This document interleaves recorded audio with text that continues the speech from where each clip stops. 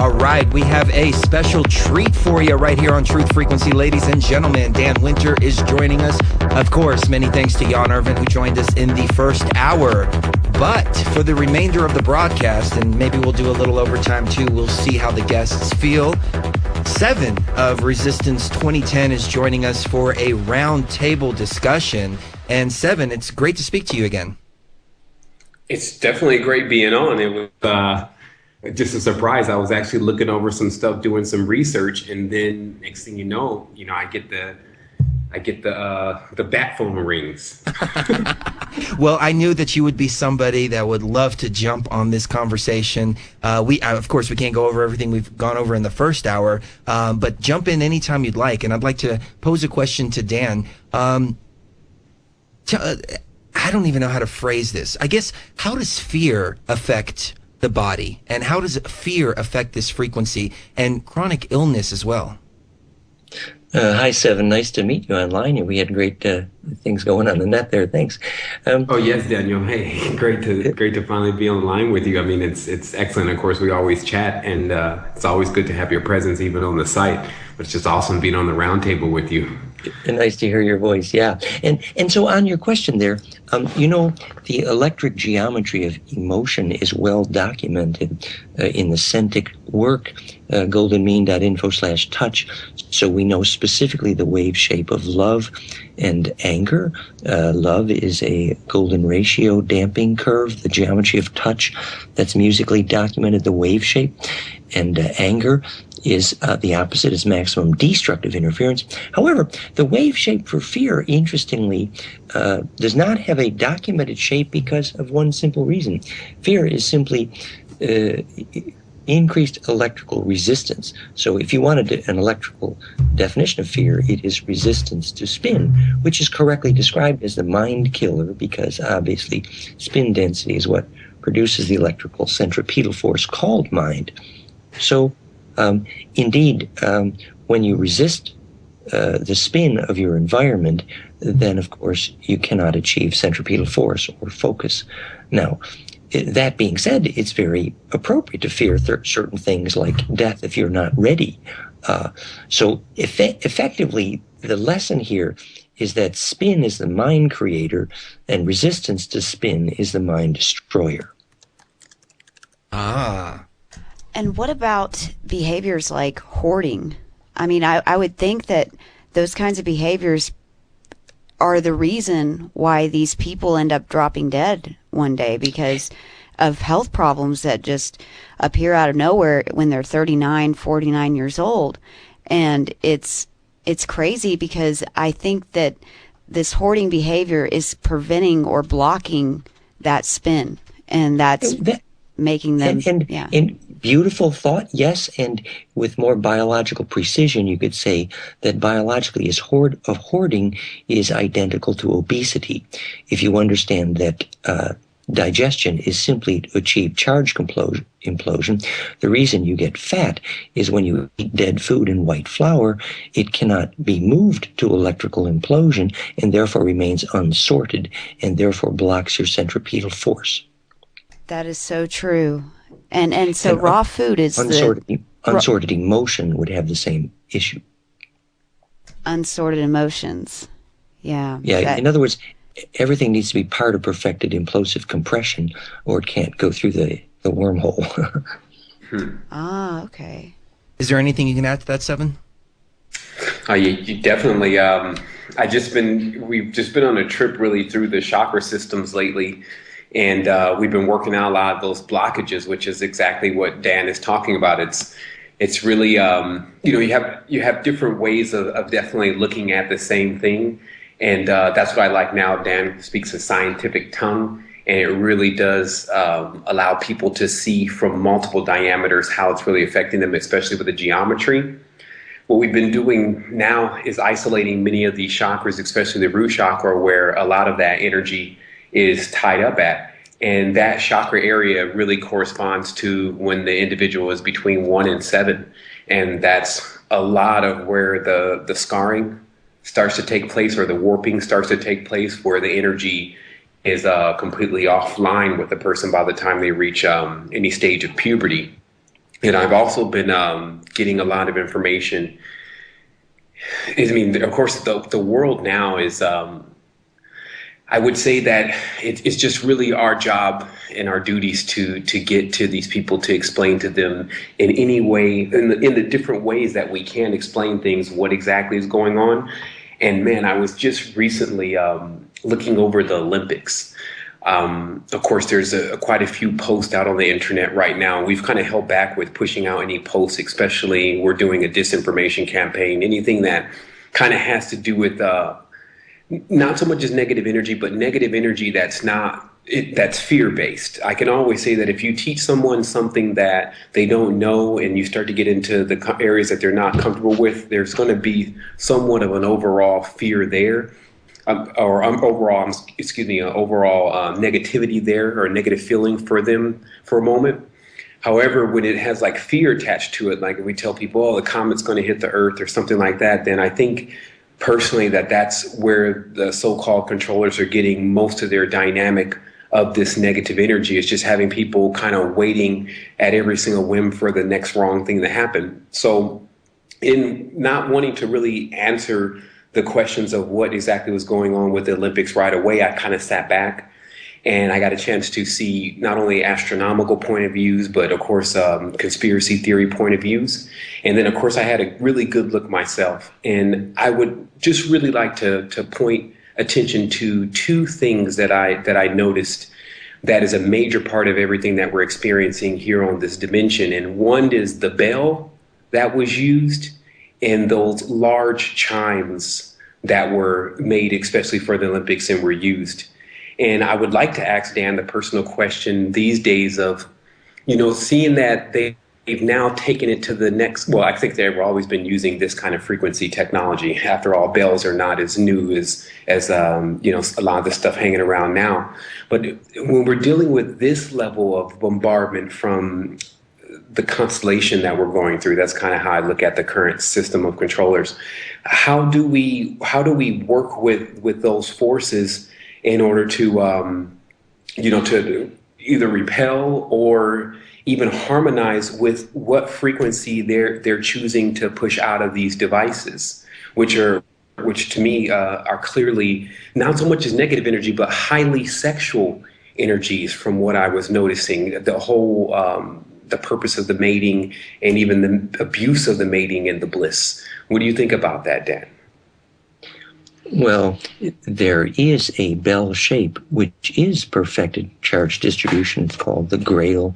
The 3D equation is at goldenmean.info/Grail, and the physics of the bell ring is part of the Centix work. So in a sense, the infinite wave is a perfect bell. There can be the possibility of entry into perfect wave distribution in the bell shape called the Grail cup. That being said, the opposite of fear is the way in which memory or emotion is prepared for death or bliss or kundalini. It's all the same. You kind of do that moment before bed where you process all your emotions of the day, and if you can relax in front of all of them, the wave has been made shareable and therefore can be compressed and therefore distributed and imploded, as it were. So, preparing to become distributed as a wave can be described in the physics of a bell, but it essentially becoming a wave that is of service to all of DNA, because the collectivizing nature of the core of DNA is how the collective unconscious is assembled electrically. So are you saying that even when they utilize their tools of understanding the frequency, such as the bell, that they're more of using the universal system of sending a straight wave to transmit everyone then, or to transmit or to transfer people through a wave? Is that... Clearly, the ability to be fusion, one mind, is a wave mechanic, and the ability to enter into that depends on successful compression, and that definitely has a frequency recipe, which we've published on goldenmean.info/coincidence. And clearly, to become part of that compression algorithm called successful death involves fusing with the wave mechanic of all DNA, which is called the phase conjugating dielectric. And seeing some external entity as enslaving us and saying that it's a parasite is almost like saying, oh, I ate some dead enzyme food, and therefore it attracted a parasite to my stomach, and that's evil. No, in fact, you needed that parasite to eat the death out of you. For the same reason you need a parasite priest to tell you that God is outside you if you're afraid to take responsibility. The problem is not the parasite. The problem is the fact that the only implosion sorts the plasma, eliminating all parasites, both astral and bodily. And when you have implosion, no Draco can eat your aura, which is to say, having bliss. Mm-hmm. Right. Because fundamentally, parasitic DNA cannot withstand the presence of implosion, which is electrically bliss.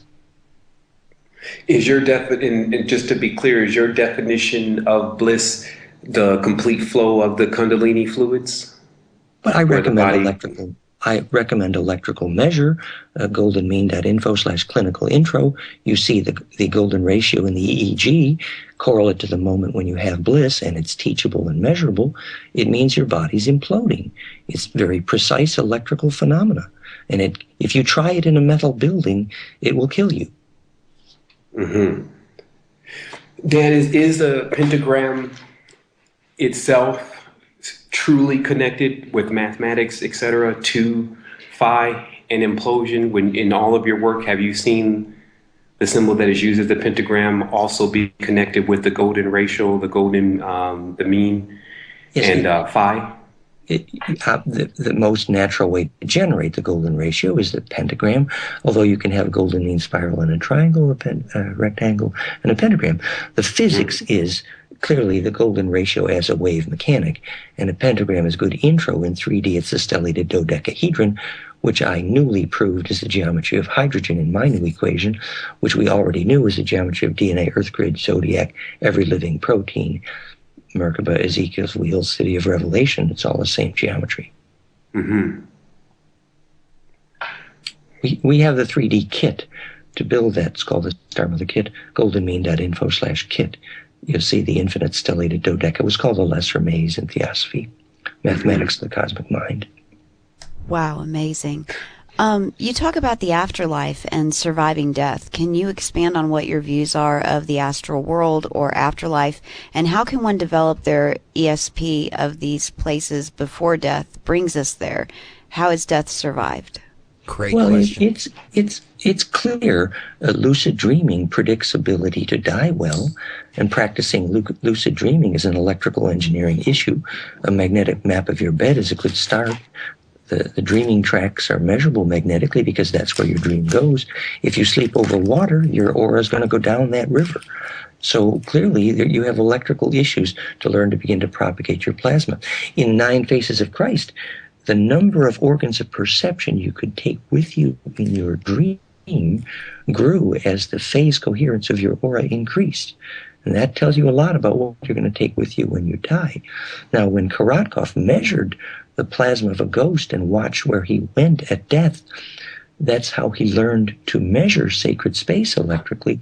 He followed the Kogi to where they made phone calls to their ancestors and measured the air.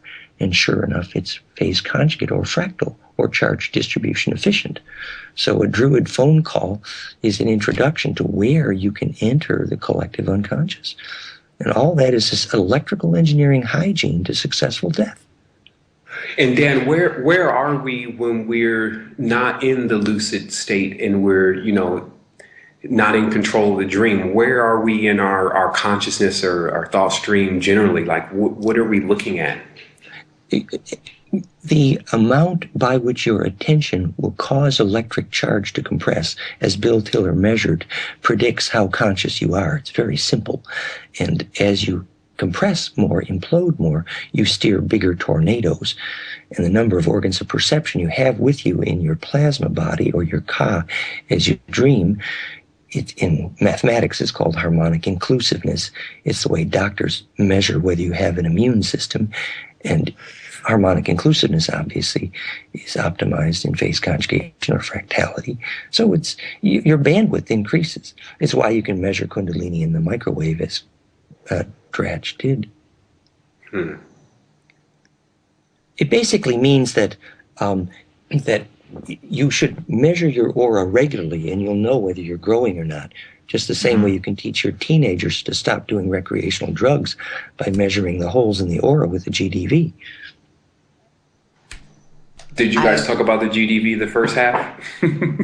No, the gas discharge visualization is a capacitive device, basically Kirlian, which measures the charge radiance of your aura with the fingertips, and it correlates to the bliss tuner and other measures. But it's a good medical tool for determining, in fact, if your aura is growing, which is the purpose of life. Right. So you definitely subscribe to the Kirlian effects being an authentic measure for the auric field. You know, there is a lot of replicability in Karatkov's work. I've worked with him for many years, and we're in total agreement. And my Purify gold cup structures dramatically produce his fractality and air measure, which is how you measure sacred space, which is how you know whether your architect deserves a paycheck, because the air there will cause seeds to grow.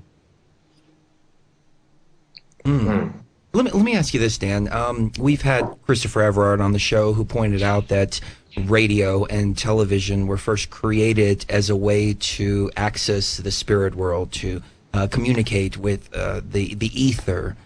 What kind of frequencies do those output, and how are they affecting us?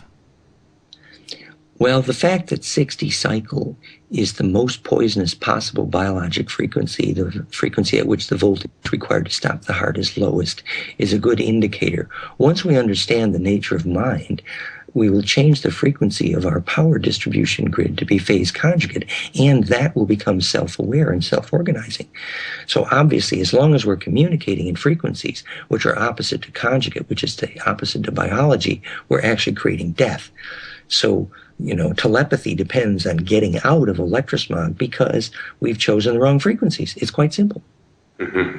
And obviously, telepathy is the only beginning of immortality. It means that you're actually becoming phase conjugate.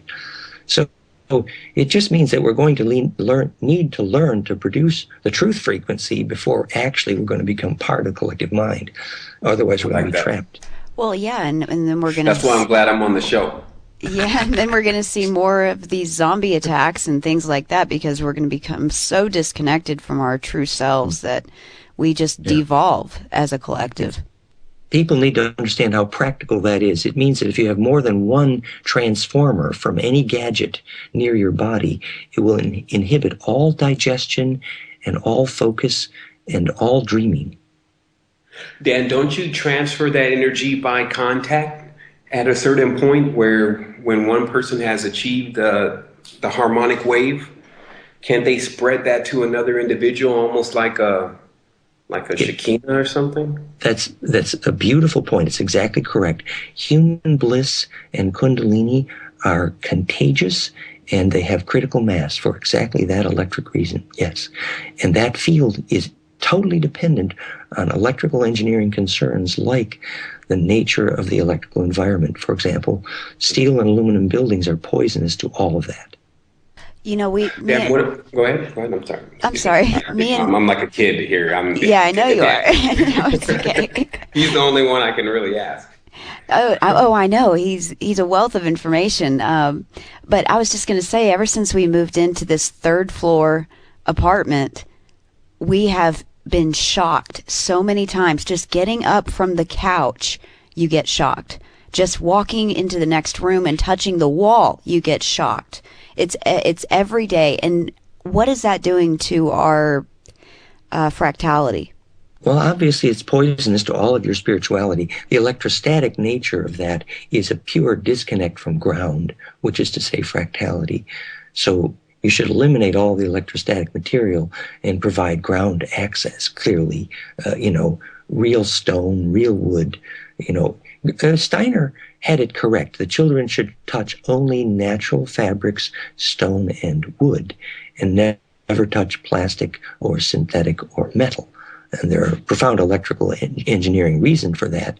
Steiner called it projective geometry and etheric formative force because he didn't know what a capacitor was, but he had good intuition. This reminds me of when they say they discovered the UFO, but they didn't want anyone to touch it because it would then transfer all of what it was and everywhere it had been to the individuals that touched it. Yeah, or the electrical hygiene required to touch the Ark of the Covenant was capacitive. It was a device which could contain radioactivity successfully, a physics we desperately need to learn. Isn't that something to do with meteorites then? I mean, seeing that we're talking about that, because I was just thinking crystals first, but in this case with the Ark and all of what that encompasses, which I've definitely followed for a prolonged period of time, I wanted to ask a question about how our magnetic field or this field charges other organic devices such as crystals, and what could be the purpose of that connection. Key is the same thing that eliminated the radioactivity in the Ark is what made the gold powder. That was the engine for gold powder. That's one thing that Lawrence Gardner got right. And it's simple. When the field is centripetal, that is the opposite of being radioactive. And that centripetal force can be generated magnetically, dielectrically, or optically. And in every case, it's called phase conjugate. There's a frequency recipe and a symmetry to that. It's both molecular and atomic. I want to talk about some of those devices or structures for the bed, and getting people into the proper field and grounded at least when they sleep. Because most people are working their way out of the sludge to be able to get complete control over their spheres and environment. But for now, it's like most people have control over their room. It's got some links on those. It's the most important spiritual thing you can do to make a magnetic map of your bed. And if you can't feel a magnetic line, you cannot feel in general. So you start there. It needs to look like a rose, living material, etc. And if you know where the magnetic lines crossing your bed go, you know where you're going when you dream. Mm-hmm. See, Dan, he's giving it all to y'all right there. It's right there. Because the dream, like he said before, the lucid dream prepares you for death, and you don't actually experience it. It's like you just go into another lucid dream, and then I think they call this a professional reincarnator. Now the new term. When you're lucid in the dream, you're tracking the phase velocity of the wave through the speed of light at center with your attention, what used to be called Tron or Time Lord. And if you don't develop that ability, it's like a rose that never blossoms. I want to ask you a question, Dan, just on a real personal level. Why did it seem like it was easier to lucid dream when attached to a religious faction than it is when you're devoutly in a religious faction versus when you're not attached to a religious faction at all? That's just something that I personally experienced, but when going through the Gnosticism very heavy, I was lucid at least 4 times a week, and I was, being caught up in the dream and show different things. Like, why is that more active then? Spiritual lineages have a plasma egregore, and initially you don't have the inertial critical mass to do that by yourself. It's very appropriate. But you need to be aware of where the spiritual egregore goes. For example, Yahweh, sometimes called Enlil, who was the largest parasite in the solar system behind the Jewish religion, is like feeding souls to the mouth of a hungry ghost. So that is really what's going on behind the diaboli, as they call it. It's drinking energy. Well, remember that our Anunnaki Draco ancestors, most of them were plasma parasites and had lost their soul, like Enlil particularly, whom Anne Rice properly calls the father of all vampires, Enkil, sometimes called the Grim Reaper. It's the last mouth vortex you see at the moment of death before you go through the center of the sun. That's definitely authentic. I've heard part of that, but the rest of that is definitely very, very insightful, and it's important. Like, it's actually the key to this entire thing, also for millions of people being under the dominion of those kind of energies, and for whatever reason, I guess it's just like. So, what happens, Dan, when a person gives up their spiritually, like, you can see how it would happen, of course, because a person doesn't really know any better, and this is a particular entity that is basically hyperdimensional. So, like, how does a person work? I mean, what else is there to work with? Is what I'm asking. You need to know that a soul, like everything in physics, is a tornado, and it's edible, and you can lose it. And if you've lost the ability to make coherent glandular emotion, like most of our Draco ancestors. We're skipping this break. Please continue. Well, just Enlil Yahweh was not the half-brother of Enki, Sam, Nudimud, Ea. He was an unsuccessful clone, as Anton Parks correctly reports. So, you can get a plasma field as big as the solar system as he did, but you're still a parasite and stuck in the solar system, like most of the ascended masters who have addiction problems. So the only way you actually get through that is through the center of the sun. And the only way you get there is if you develop the kind of coherence in your aura that actually has its own source of charge. So what that means fundamentally is until you have your own regular source of bliss, you are electrically a parasite. Did anyone come up with the cure for these? Like when they told Enoch to go up and give a prayer before God to tell the watchers, to forgive the watchers for their situation. Has there ever been a situation for y'all to bail? Well, remember that we are a vaccine for a galaxy war. And so as we overcome the parasitism of the Draco, Uru, Anunnaki, Somer, we in fact develop the vaccine for what has been, a million-year conflict in the galaxy. And even that is rather beautiful because, in fact, the reason they had the genetic catastrophe is precisely the Groundhog Day of our own situation. Addiction and living in metal structures. Dan, is the Uru also the Bovid or the horned god? Doesn't that mean doesn't Uru or Urus in Rune mean the cattle? No, it doesn't. Uru, the quintessence of the Uru blood, you can see the graph at goldenmean.info/dragonscript DNA. Uru means of the ancient dragon blood, which means of that plasma lineage. It doesn't mean good or bad, but the horns were simply what happens in the ventricles when you have Kundalini, like Lucifer and Moses. Okay. Because I was noticing on the crest in Buckingham Palace where there's the unicorn on the right, if you're looking at it, and there's the line on the left.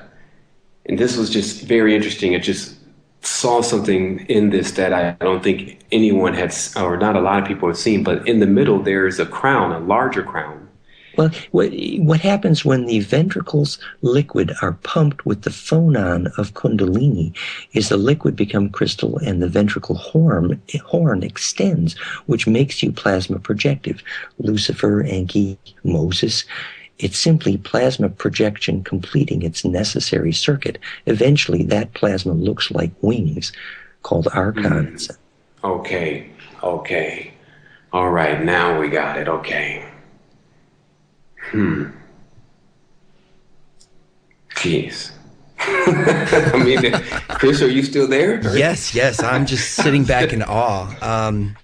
This is amazing. And Dan, I have a question. If you can go back to dreams, and you mentioned the zombie attacks too, and forgive me if this question is elementary, but my entire life I've had dreams of being in a zombie apocalypse, literally, and I've always been in control of these dreams. I've always run around chopping zombies' heads off or whatever, and now here we are in 2012 and we are actually seeing zombies attacking people.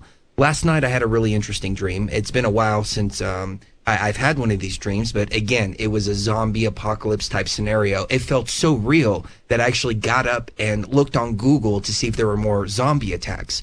What, in your opinion, is causing, first of all, the zombie outbreaks and people wanting to bite each other's heads off, but this whole, the dreams that have been repeating, and I know a few other people that I've spoken to also have these similar dreams as well. Well, remember, there's two sides to being human. On the one side, the Dracos who genetic engineered our ancestors used humans for snack food and slaves exclusively. On the other side, because we got some of their best DNA, as Anton Parks reported, we have the plasma potential to make a soul what they could not do. So you have a choice: either get an extremely plasma coherent aura or be a slave in snack food.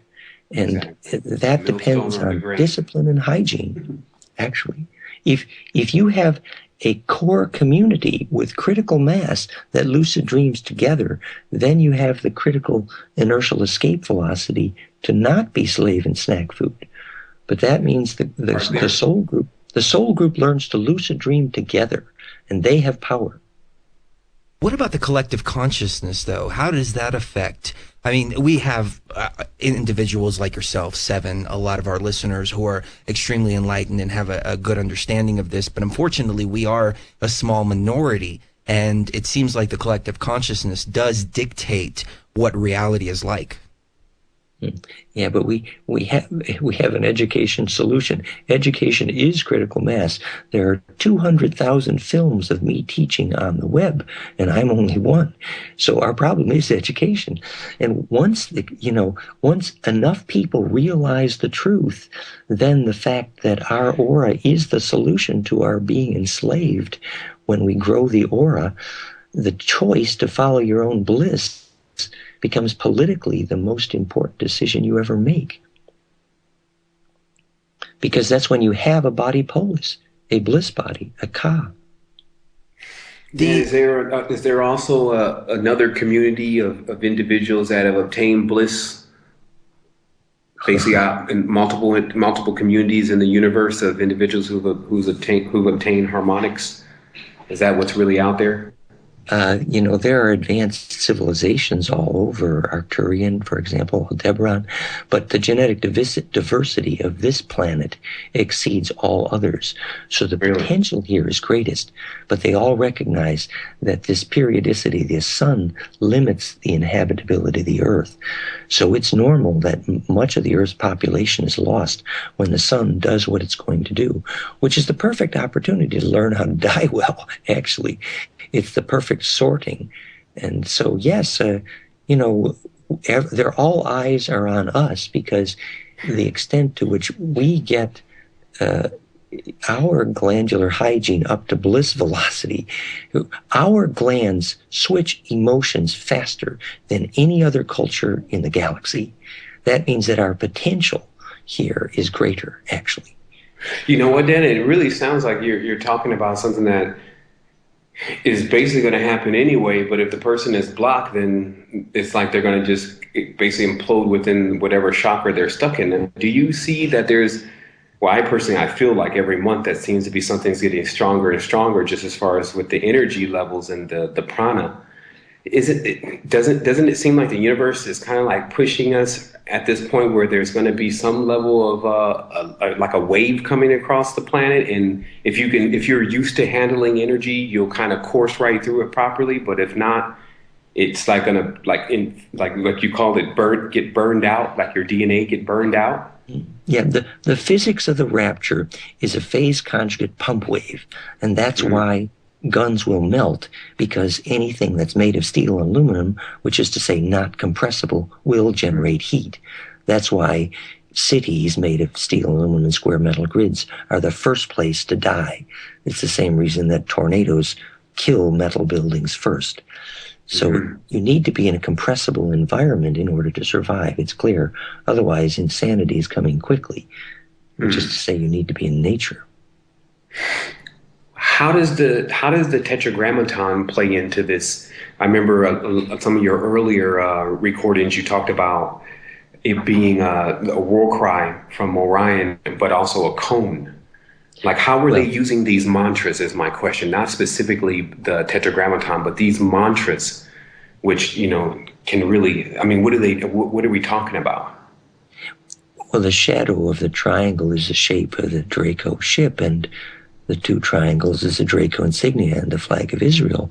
But it's only about a limitation, which is to say, phase conjugation starts in the octa at the center of 2 tetra, but it's never completed until that rotates into the pentodeca. Exactly, because that's so that would be that's 4, and then it needs to get to 5. Right, which is why if you only visualize the Merkaba, the star tetra in the aura, you become food for parasites, unless you do the last step, which is to visualize the chin up 32 degrees, the chin angle of the Sphinx, which is the angle that puts that tetracube into pentodeca. Man, it's music to my ears. Well, speaking of music, Dan, do you have any thoughts on 432 hertz versus 440 hertz? It's true 440 is pretty unhelpful, but there's no evidence that 432 is any more useful. Actually, the phase conjugate frequencies are very well defined. Planck time, exponent Golden ratio, equations at goldenmean.info/coincidence, and you will see precisely how to generate the harmonic chord, which we in fact used to measurably accelerate fermentation by 50%. We know how to make a living musical field, and it's not 432 or 440. I'm definitely going to get that link, because that generating that field is the key, obviously. Because I mean, I used to also notice that certain areas were definitely easy. You would get a chance to lucid sleep in an area, but if you moved, it would take me like maybe a week to be able to lucid dream again. And I used to think something had to move with me or something, like there was a dream vehicle that I needed to move into this new area. But now I'm seeing it's these, like you mentioned earlier, the magnetic lines is where you're going to go the moment you. So Dan, what do all these pyramids have to do with these magnetic lines? Like were these like basically vortex gates for what civilization? Because it seems like for the last 2,000, 3,000 years, it's been like the Kali Yuga. In the book 2/3, they explained that by putting the Dolmen pyramids and Cydonia on Mars at tetrahedral latitudes, you modulate the spin rates of planet to phase lock zodiacal spin, and that conjugate cascade defines gravity and thus atmosphere maintenance, what they called planet taming. So you're talking about the domestication of Nimrod itself, like where the actual beast becomes tame. Well, planet taming in that sense meant that if you have too much gravity, you can't have life. If you have too little gravity, you can't have atmosphere. You walk on that tightrope by nutating the planet's spin more accurately to embed zodiac spin, and you can only get leverage by the tuning timing weights, pyramids, at tetrahedral latitudes. So we're talking about clock builders then, like. Well, you're talking about people who knew how to modulate spin rate to stabilize gravity, the cause of which is phase conjugation. The only way you can keep atmosphere on a planet. So do not trust any scientist too stupid to tell you why an object falls to the ground to tell you how to fix your planet. Well, so in the basics, you're saying like the pyramids are like the piece of lead on a wheel to change it, to wobble it, or to balance it out to a certain degree. That's right. As the grid becomes more conjugate, it becomes more centripetal. As Ruth Cathy proved why you can predict the only places nuclear reactions can happen.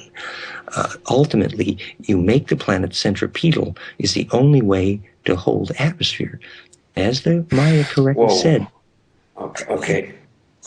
Just that one part there. You said it makes it the only place that nuclear explosions could happen. Or you mean that our environment was, in other words, kind of developed to be able to hold that kind of energy? Well, you can statistically, nuclear reactions require critical mass, which varies by fractality on the grid.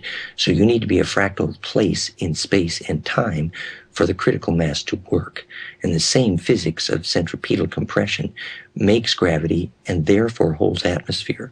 I was going to point out the Mayan analog, only if the dream spell of the old ones is alive and awake in symmetry space, do we avoid being blown away in the magnetic wind of the sun. A dream spell is the physics of a field that's centripetal, a dream. So it's like a mandala. It's like a hard core. If you want to stay, if you want to not get blown off in magnetic dust, i.e., forget about you were here before and all of the magnetic wiping, then you have to have something to anchor to, and that's what the ancients built. And that's what the discipline of putting that in your mind was about. The flame letter physics origin of Hebrew and Sanskrit, goldenmean.info/DNA ring, is the spiral on the donut whose shadow is every alphabet's only plasma. And if that angle is correct, your brain becomes centripetal, and that means you can hold plasma and aura. And that then is called dream spell, when you can hold your atmosphere together. And that's almost really what the lucid dream is. You're holding both planes together without.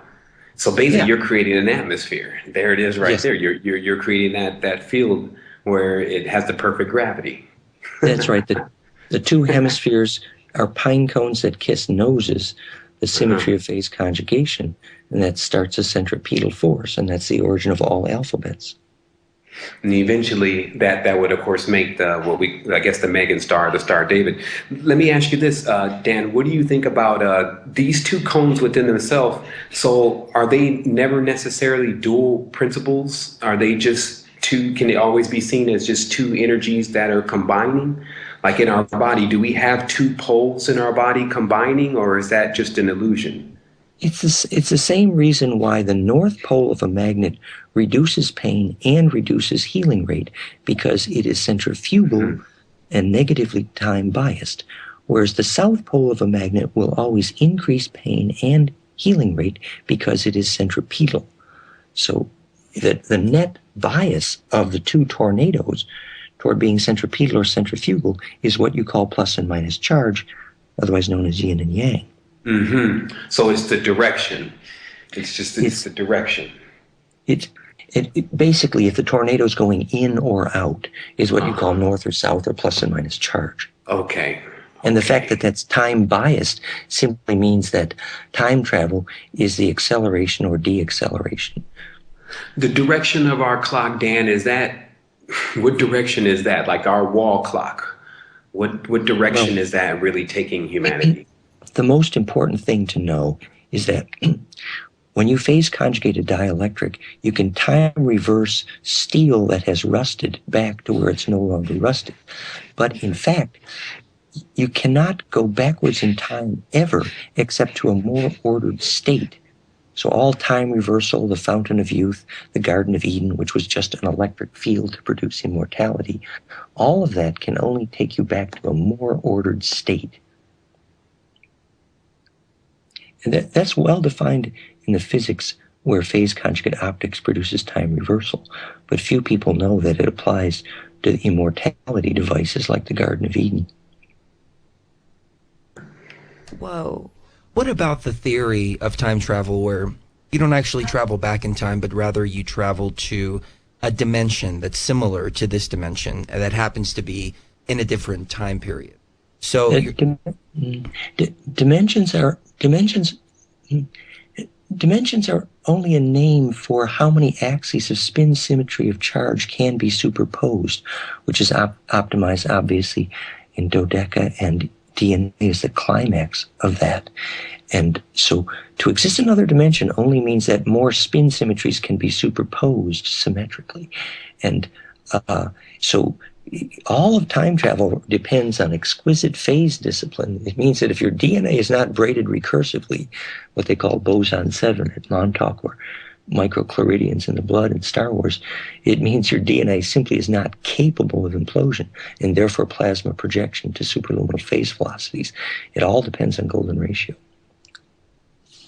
Dan, what are the forces or the powers that be utilizing to continuously keep these matrices reoccurring?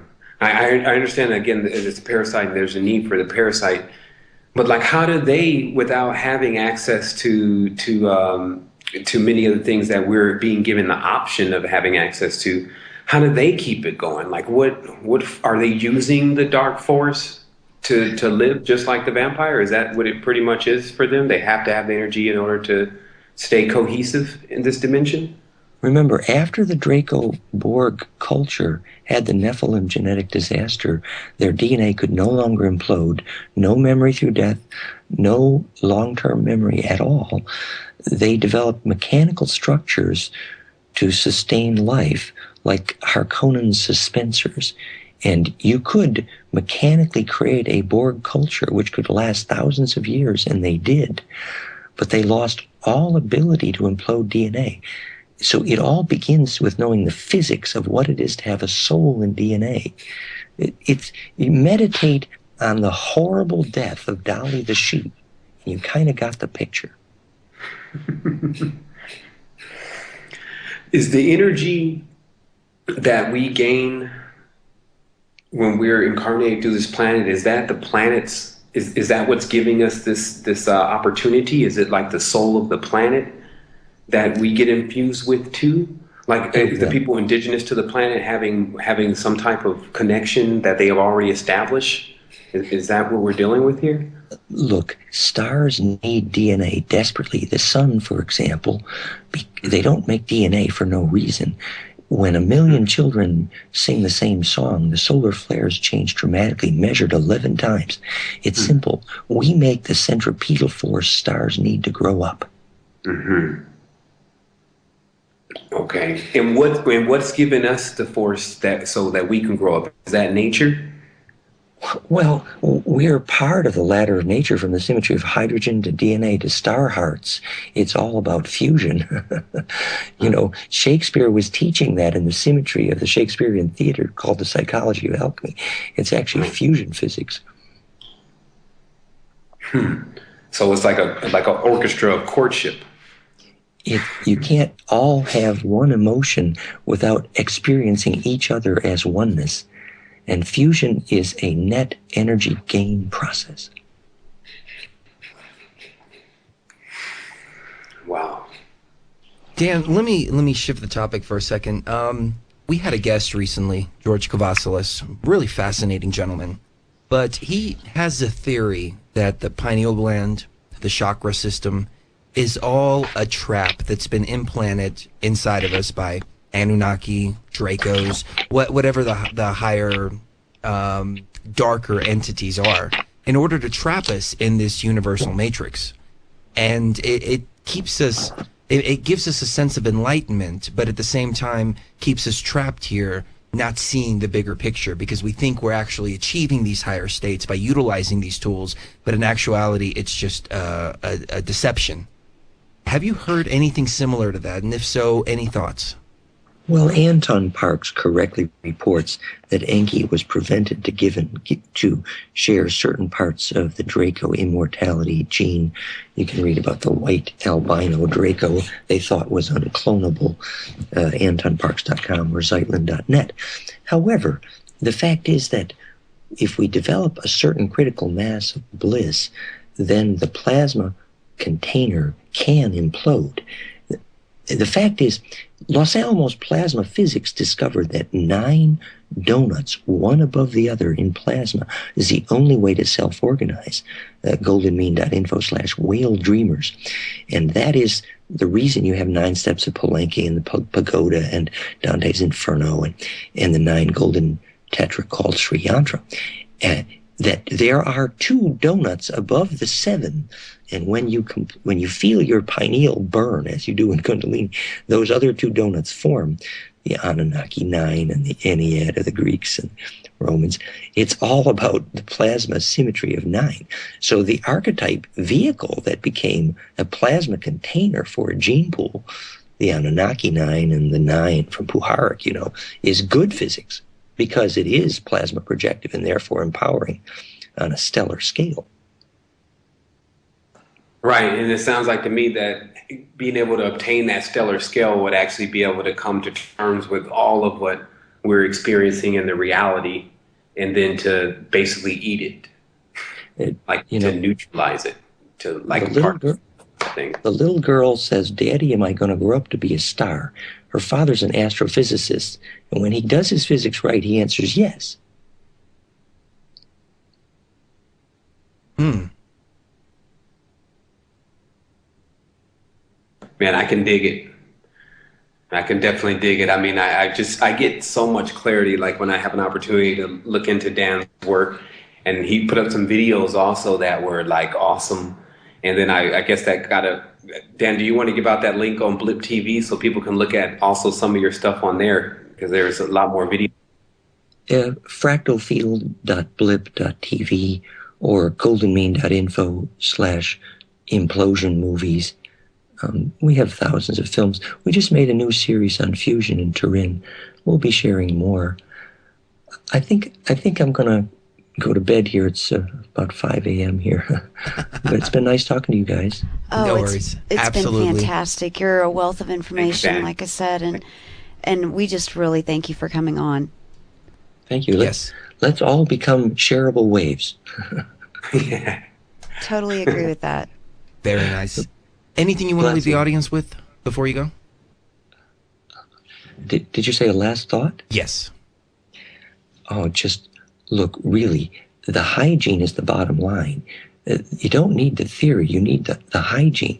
Live food diet, do your yoga, and live in a natural environment, and your aura will grow, and you'll hear your inner voice, and you won't need me or anyone. Very nice. We appreciate your time, Dan. Thank you. Blessings. Definitely. Take care. Wow. Absolutely amazing. We've got about 5 minutes left, and I think Dan is in the south of France. Uh-huh. Yes. So he's thank stayed you. up late Thank you, for us, Dan. definitely. Wow. And thank you to Sevan, too, for coming on last minute like this. I think you really added a lot to the show this evening. Yes, he did.